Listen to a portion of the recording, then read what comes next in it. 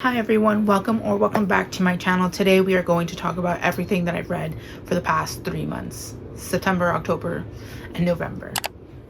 It's been a few months since I've even thought about some of these books, and there's been quite a few, not a ton, but let's see how fast we can get through this while still kind of being coherent, which I always struggle with. In the month of September, the first thing that I finished was Murder Road by Simone St. James, which is an author that I've liked and really enjoyed from in the past. However, I think this was my weakest Simone St. James. I gave this one 3 stars. Like a lot of Simone St. James's work, there's a historical setting and a kind of paranormal element. I hope it's not really a spoiler. That's kind of what she's known for.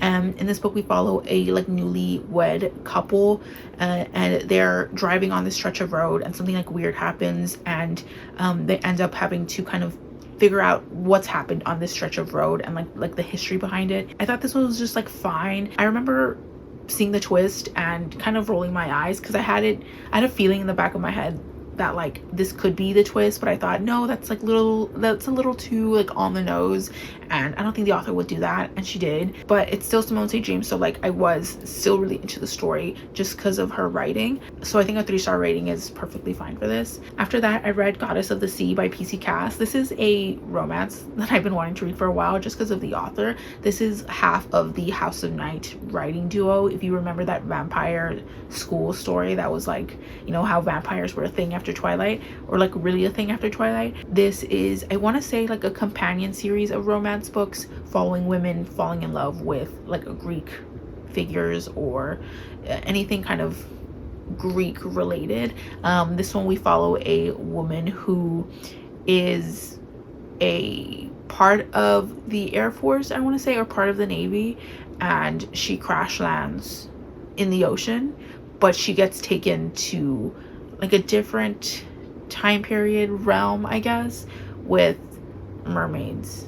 It's kind of hard to explain, but it's a romance. It's romance heavy, so that's all you really need to know. I thought it was, again, an okay romance. It was dated, super dated. I personally felt kind of uncomfortable with the uber patriotism, because I believe this was published a little bit after 9/11, a few years after 9/11, I want to say, and just the way that the character talks about being part of the army and what that means for her is just very post 9/11 core, and it gave me flashbacks about everything about that time period, even though I was kind of young, but I still kind of remember it. It just made me uncomfortable in a romance, but maybe that's just me. The romance itself was just fine.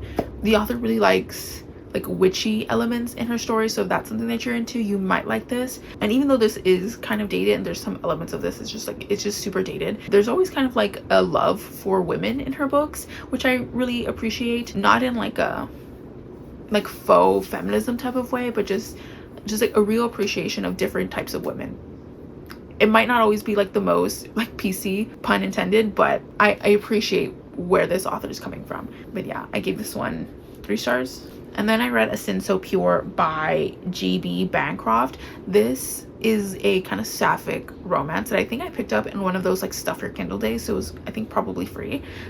This is a really interesting take on fae, the fae stuff, fae elements. We follow characters who are mostly unseelie, and the way that the unseelie fae organize themselves is by sins, and it seems that almost every member of the unseelie is part of or works for one of the sin families. We follow Pride, the person who's the head of the Pride family, and we also follow Lust, the person who's head of the Lust family, and people kind of have their groups. And then I want to say the Seelie Fae organize themselves by the virtues.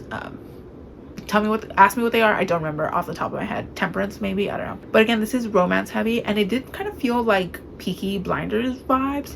Our main character Pride, what she does for the unseelie king, and the unseelies smuggle in goods from the Seelie side because there's a barrier, as well as the human realm, and so she has a kind of Peaky Blinders vibe going on, and she also has a flirtation love for Lust. There's a bit of drama with that, and it was fun, and I thought the romance was well done, but it is kind of forgettable in a sea of other books. I remember broad strokes and how it ends, but I gave this one 3 stars.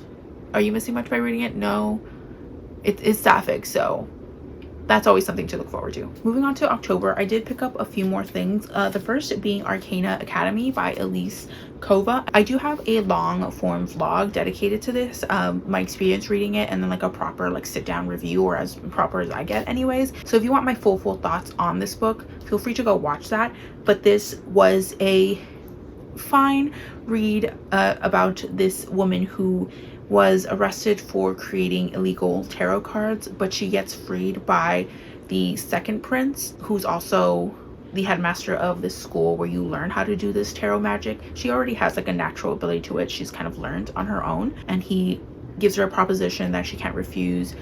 She has to like be his fiance, go to the school and like help him make this like super secret tarot card. I had some problems with like the setup of some plot points, and I ended up giving this, I want to say like 3.5 stars. But yeah, feel free to go watch that vlog or any part of it if you are interested in more thoughts that I have. After that, I read Bunny by Mona Awad, which is a very popular book that's gotten its love on this platform, on Bookstagram, on Book Talk at different times, it seems. I know that this is an odd book. I'm not super keen on like weird girl lit fic or whatever the hell that means. I ended up giving this 3 stars, maybe 3.5. I feel like it's something that I might get more out of in a reread. I liked the second half. I don't think I ever really care for satire revolving like elite school students.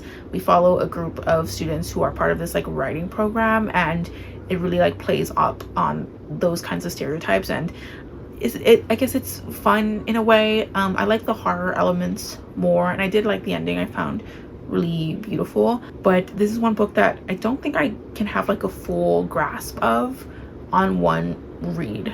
I feel like at some point I might have to do a reread of this to have my thoughts put like together. But also the sequel came out recently and everyone seems to hate it, so maybe it's like not worth it overall if the continuation, which I was never going to read anyway, is horrible. After that, I ended up finishing the Bookshop, A History of the American Bookstore by Evan Friss. This is something that I had been reading in parts for a few months until I finished it in October. This is a very easily accessible, readable history of American bookstores, exactly what you think it is. There were a few chapters that I liked like more so that they were standouts, particularly the ones about like the first like official like queer bookstore in the US, as well as the first or one of the first or most notable like black owned bookshops that were very much focused on like black liberation and like movements and community helping. I also really like the chapter on bookstores being a place for like propaganda as well as like political gatherings. There's a bookstore about like Nazi sympathizers essentially, and then there's a bookshop or a couple bookshops that were focused on like communism or socialism. I found really interesting. I gave this one 4 stars because while it did give me like good information, there's nothing about this that I found like super like this is something that everyone needs to read, though I love bookshops. Obviously, as someone who's kind of getting back into reading nonfiction, I think this is a good place to start with, since it's a subject that I'm sure a lot of people love, books, but it's like super approachable and it's obviously America focused, if that's something that you're okay with. I knew a lot of what was happening here because of why I'm American. So next book I had originally borrowed from my library, but I ended up picking up a physical copy because I enjoyed it so much. That is the Hacienda by Isabel Canas. This is an author that I've been wanting to try for some time. Her backlog seems so good to me, and her latest release sounds fantastic. In this one we follow a young woman who marries a widower and she moves to his hacienda and weird stuff starts happening. This is pitched as Mexican Gothic meets Rebecca, so you can kind of get an idea of like the weird stuff that starts happening. I really enjoyed like 80% of this. The first chapter is one of the most beautiful like first chapters I've read in quite some time. The writing is so stunning. One of the things that I talked about in a reading vlog where I read this, it was like a horror reading vlog, was the romance, yearning, love, lust, whatever kind of romantic feelings, how they manifest in horror novels, especially by women who are Mexican or of Mexican descent, Isabel Canas or Silvia Moreno Garcia. Yeah, I really enjoyed this. I gave it 4 stars. The ending didn't quite do it for me, but the majority of the book was so This was so close to being a 5-star, but I did knock it down because of some of the ending stuff. And the person that I bought it from gave me a bunch of like stickers and like a bookmark. I don't typically think that you need to know much about a setting or a history before starting a book. I do think you should know that this takes place in the aftermath of the Mexican War for Independence, and that is always lingering in the background of this book.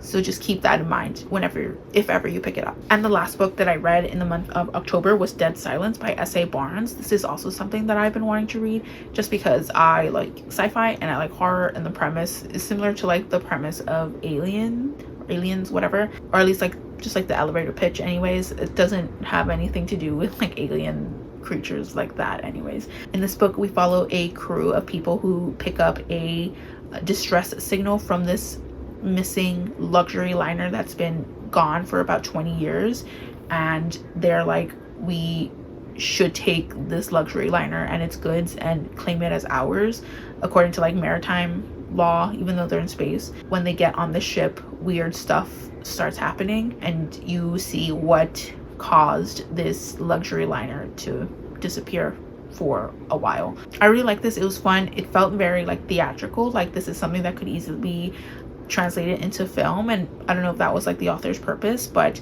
I saw it. A lot of themes about like capitalism and the way laborers are treated is big in this book. I gave this one 4 stars. I don't think it's like super groundbreaking, and like I said, like the opening sequence, like picking up a distress signal, is very similar to like Alien and other books that have done that. But I thought it was fun. I liked it, and I'm interested in reading other books from this author, though I don't think I'll actually like buy them. I don't think they're that lasting, that memorable for me anyways.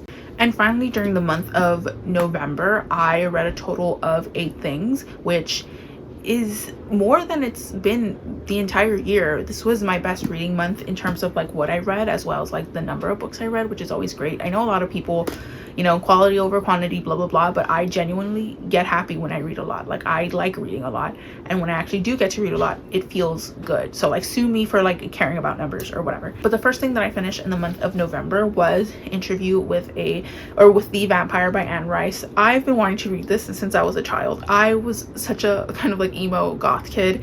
I still kind of am to some degree, and I've been wanting to read this forever. The film, so good. I think I talked about this in a reading blog. The writing is so good. Louis is not the best character to follow, but the author, through Louis' like thoughts on evil, morality, mortality, and all that, was so beautifully written. I loved it so much. I have already picked up, or at least I bought The Vampire Lestat, which is the second book in the Vampire Chronicles. Interview with the Vampire, the one with Tom Cruise. I love that film. I love that film so much. I really enjoyed this. The writing alone gives this book 4 stars, and then everything else, I kind of want to give this 5 stars like retroactively. I think I gave it 4.5, but maybe on a reread I'll give it like a higher mark. One thing that I do struggle with when reading this is Louis as a character, as well as like kind of being sympathetic towards him, but also kind of like that he is also kind of a problem, as well as dealing with the fact that he is a slave owner. And that's not that it's never not addressed, it's brought up in different ways, but that's something that I always think about when I read this. Sorry for the camera shift and the mic. Men in this family don't know how to be quiet, so I have to mic myself up for the last part of this video. Sorry about that. I was talking about how much I loved Interview with the Vampire. I would love to do a reread soon. Well, maybe not soon, but I already want to do a reread. Also, it is one of the books in the 1001 books to read before you die, which is something that I'm doing for myself. Not going to be like a dedicated video for this or anything, but I think it's like book 600 and something. It's a huge book, obviously, but that's one tab down. I officially started this project with Interview with the Vampire, so now I just have to read 1,000 more books before I die. After that, I read The Last Time I Lied by Riley Sager. This was one of the better Riley Sager books I've read. I've only read 3, though. The one that I've enjoyed the most is The Last Time I Lied. After that, I want to say it's Home Before Dark, and then A Giant Great Wall of China, and then Lock Your Door or Lock Every Door, whatever that one was. The Last Time I Lied was really fun and really just like super thrilling and exactly what I want in a thriller, just so propulsively readable. We follow a woman who, when she was younger, she went to this summer camp, and all of her bunkmates one day kind of like woke up and went out when they're not supposed to be out of bed, and they all disappeared and they were never heard from again. And she's older now and going back to the camp to kind of, turn over a new leaf and see, maybe find out what happened to her friends. Super fun, super explosive. The last 60 or 80 pages was just a lot, but in the best way possible. This is one of his earlier works, so maybe he's just like better then that he is now. A lot of people don't seem to really love his work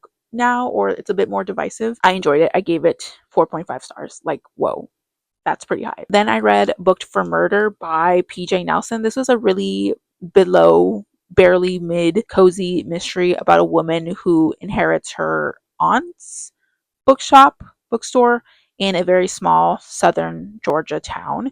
She was an actress before she decided to, I guess, hang that up and open this or run this bookstore. And someone's threatening her, wants her to like leave town. This was just really average at best. I didn't enjoy any of this. The characters were just so plain. Everything was so plain. Nothing really stood out about this. After that, I read Black and Blues, How a Color Tells the Story of My People by Imani Perry.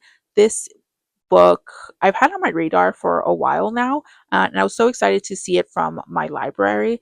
And so I picked it up, read it fairly quickly. It's a very short book, and it's mostly this author going through how this color blue finds itself interwoven in African history, including African American history, in and out of like the diaspora and stuff.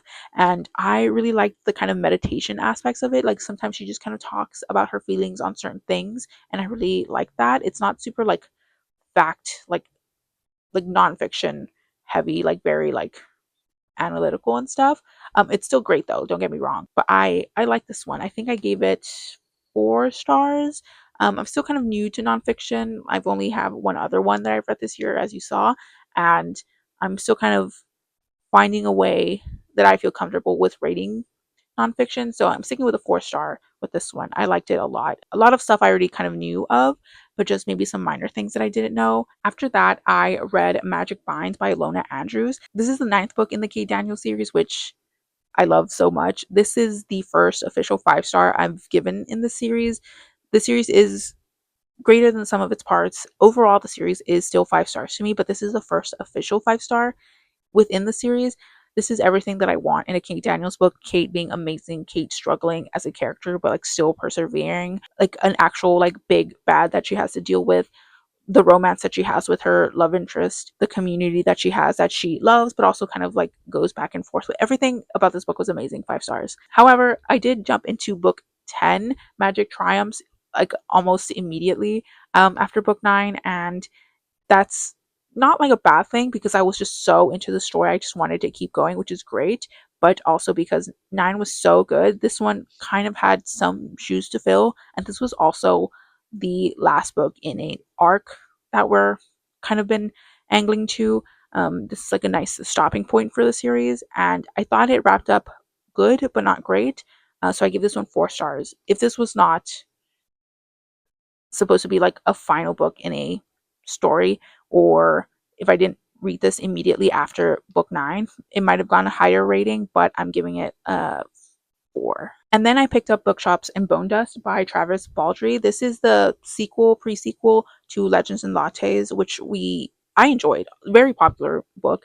I think I gave that one 3.5 stars. I don't know if it's unpopular, but I gave this one 4 stars. I really enjoyed this, and I enjoyed this more than the first one. We followed the same character from Legends and Lattes, Viv, but this takes place a few years before she puts down her axe and decides to open up her coffee shop. So we know immediately that she's going to go back to being a mercenary. What I really liked about this story was this theme of being the right person at the wrong time. We know that at some point Viv will become the coffee shop owner, but she's not quite ready yet. She's not the person that she needs to be or will be at that moment. And we see that theme manifest in other characters throughout the story that I really enjoyed. I like this more despite the fact that it does something that I don't love in cozy fantasies, and that is like a lot of drama or like external threats. Prefer my cozy fantasies to be no threats, like no drama whatsoever. I just want meandering and like good community vibes. We got a little bit of, some bad guy person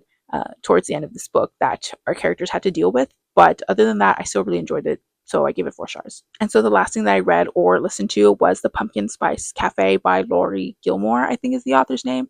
I listened to this on audiobook. Is exactly what you think a cozy small town contemporary romance is. I just wanted to read something that was romance heavy, and I hadn't this month. I'm trying to hit like all the major genres each month, and this was just fine. We follow a character who is inheriting her aunt's coffee shop.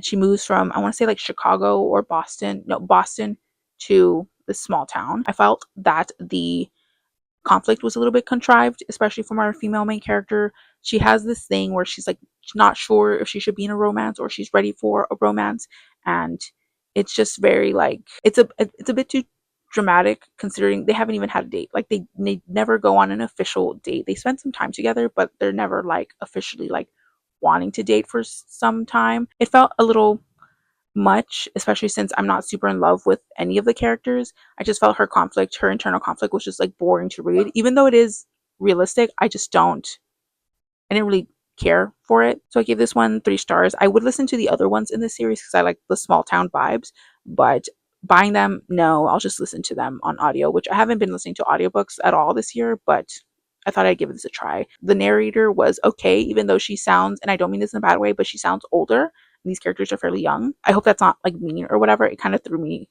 a little bit. But that is everything that I read in the past 3 months. I know it's a little bit, but I kind of hope I explained myself well in these books. Please let me know what you've been reading. Are you excited for the end of the year? Do you have any thoughts on any of the books that I've talked about? I like to hear anything you have to say in the comments down below. I will also link my social medias down below as well as some far more important links. Feel free to like, dislike, comment, or subscribe, or do neither. It's all cool with me. Thank you so much for watching, and I will see you in the next one. Peace.